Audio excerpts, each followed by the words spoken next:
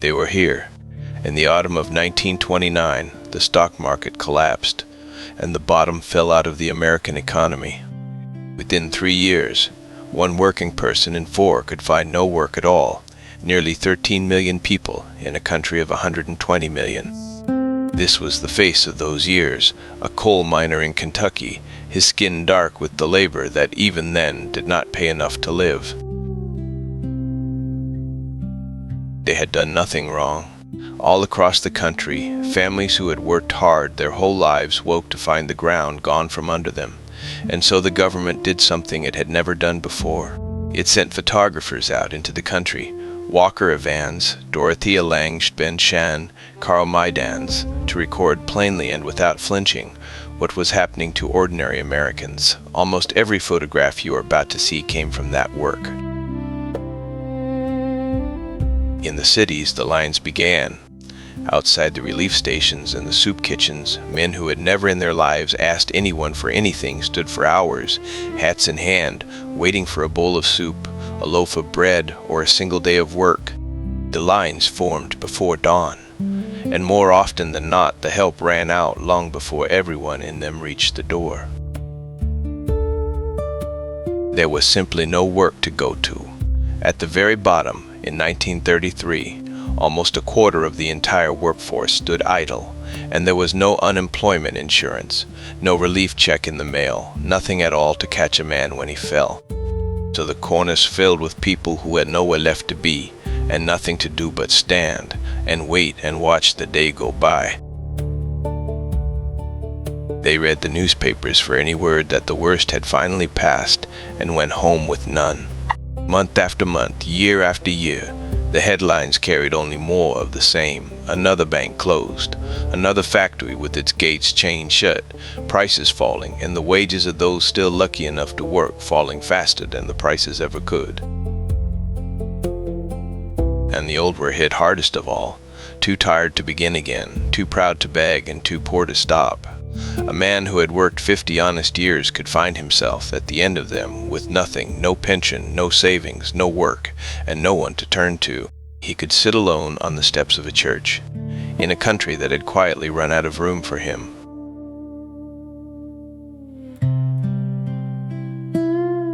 And the banks themselves failed, nearly 9,000 of them in the first years of the Depression alone.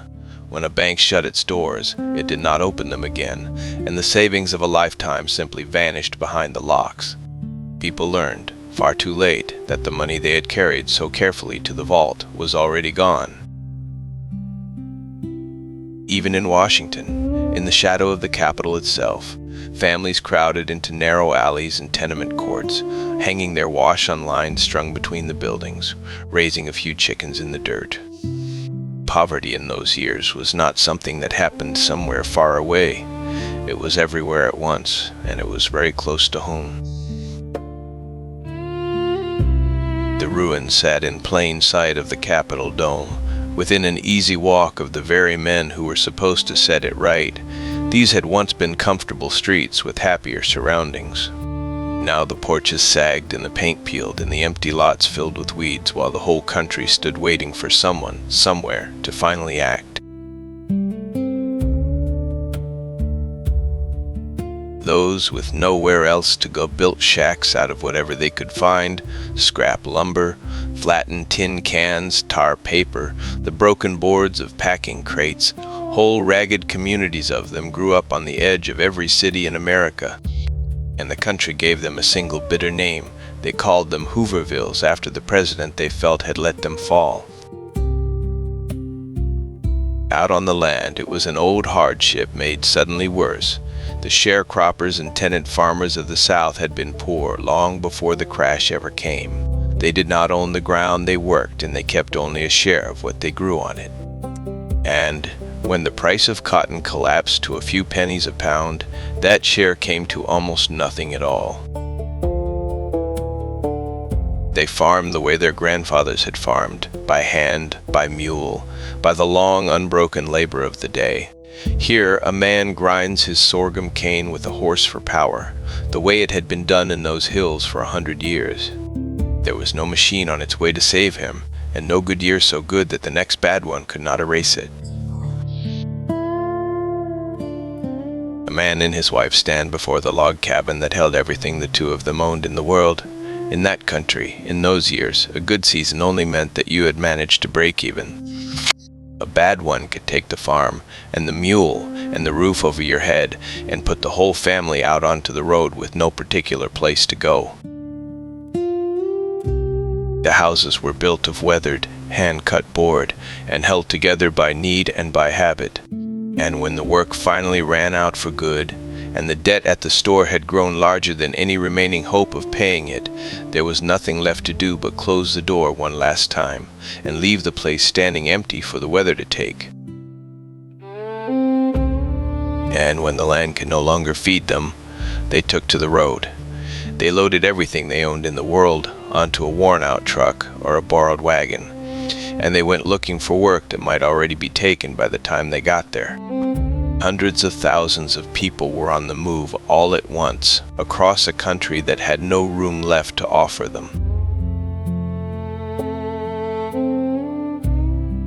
A hot meal at a roadside stand, paid for in coins that were counted twice before they were spent, and then a few more miles down the road toward a job that might or might not still be there. This was the rhythm of the decade for the displaced and the dispossessed. Keep moving, ask again at the next town, and hold on, somehow, to hope. But through all of it ran a stubborn, unbreakable dignity. A man held on to his trade and his self-respect long after he had lost nearly everything else. The shoeshine kept his box in his corner, and he waited there, patient, upright, and ready for a customer who might, if the day was kind, be able to spare a nickel for a shine. The tailor bent over his machine in the open doorway, working by the gray light of the street.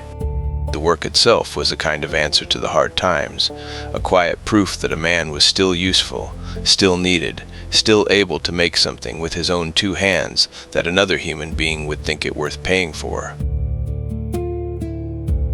And a man painted his own name, in careful hand-lettered script, above his little stand.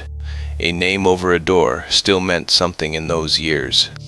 It meant that you were still here, and still open for business, and still your own man, no matter how thin the trade had worn, and no matter how long it had been since the last good customer came by. They waited on benches and in the public squares, in the long, empty gaps between one hard day and the next. A woman with a single suitcase that held what was left of an entire household. A thin man beside her in his spectacles, with a great deal of time on his hands that he had never asked for and could not find any use for. An old couple sit side by side in the sun, dressed in their good clothes, with the patient stillness of people who had lived through hard years before this one, and understood in their bones that this one too would have to be outlasted rather than beaten. They had only to endure it, and enduring was a thing they already knew how to do.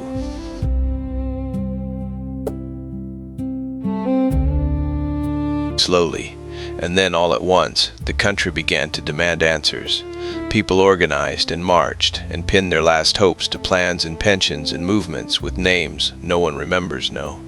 They carried their anger and their hunger out into the open, and on the side of one car, the whole mood of the age was painted plainly in 3 words: organize or starve. And at last the government answered.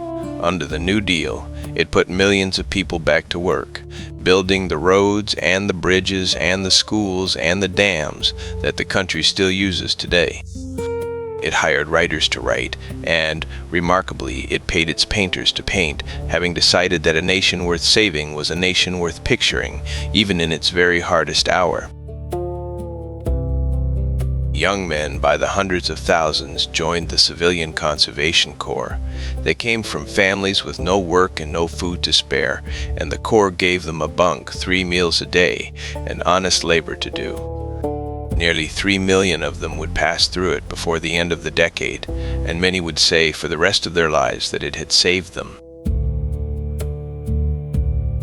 They broke rock and they built dams. They strung telephone line and fought back forest fires, and they planted trees by the hundreds of millions all across the worn-out country. Most of their small pay, $25 a month, was sent straight home, every cent of it, to families who needed each single dollar far more than the young men did. And they laid the concrete that would carry water across the dry land, work built solidly enough to outlast the men who poured it by 100 years, and to outlast the depression that had made it necessary in the first place. Slowly, $1 and one honest day's labor at a time, the country began at last to build its way back. It would take the better part of a decade, and a war beyond it, before the worst of it was finally over. But the country did come back.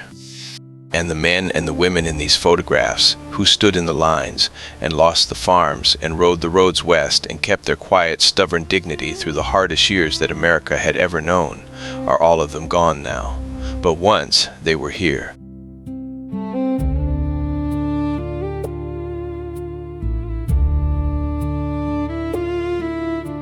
If their story stayed with you, subscribe to Lost and Found Archives and help keep them from being forgotten. New faces from before living memory